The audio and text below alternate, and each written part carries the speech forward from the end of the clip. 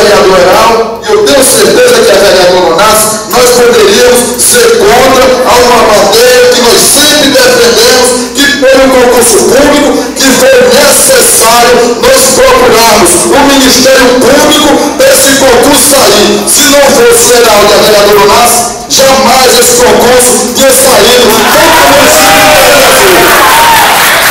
O prefeito foi bem claro quando ele viu esse ofício a esta casa, quando ele viu esse ofício ao presidente desta casa, em relação ao recadastramento dos funcionários concursados do nosso município. Simplesmente os funcionários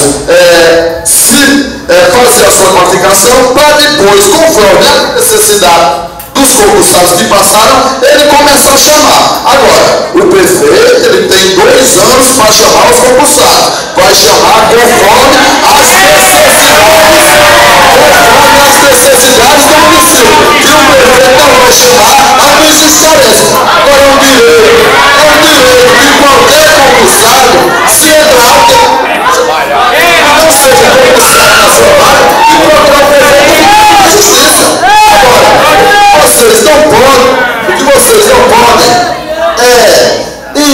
é aceitar que o nobre colega vereador Osmar venha a tentar jogar você contra a administração pública, que está começando agora, que quer muito o povo de Caririaçu, e com certeza quem passou de concurso vai ser chamado, sim.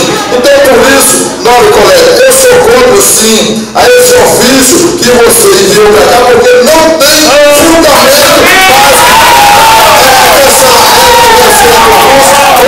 até porque isso que foi enviado para a Câmara, o projeto foi enviado para a Câmara, sim, contratar em casos emergenciais.